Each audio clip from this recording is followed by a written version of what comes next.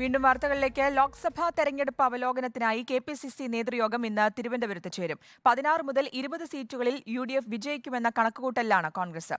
യോഗത്തിന് പിന്നാലെ KPCC അധ്യക്ഷന്റെ ചുമതല K. സുധാകരൻ ഏറ്റെടുത്തേക്കും. കോൺഗ്രസ് മത്സരിച്ച 17 സീറ്റുകളിൽ 13ലും ഉറച്ച വിജയപ്രതീക്ഷയിലാണ് പാർട്ടി നേതൃത്വം. ആറ്റിങ്ങൽ, മാവേലിക്കര, തൃശൂർ, കണ്ണൂർ മണ്ഡലങ്ങളിൽ കടുത്ത മത്സരം നടന്നുവെന്ന് വിലയിരുത്തുമ്പോഴും കോൺഗ്രസിന് മുൻതൂക്കമുണ്ടെന്ന് തന്നെയാണ് നേതൃത്വത്തിന്റെ പ്രാഥമിക കണക്കുകൂട്ടൽ. ഇന്നത്തെ അവലോകന യോഗത്തിൽ മണ്ഡലങ്ങൾ തിരിച്ചുള്ള വിശദമായ വിലയിരുത്തലുണ്ടാകും. കേന്ദ്ര സംസ്ഥാന സർക്കാരുകൾക്കെതിരായ വികാരം UDFന് ഗുണം ചെയ്യുമെന്നും കോൺഗ്രസ് പ്രതീക്ഷിക്കുന്നു. ന്യൂനപക്ഷ വോട്ടുകളുടെ ഏകീകരണവും അനുകൂലമായിട്ടുണ്ട് എന്നാണ് വിലയിരുത്തൽ.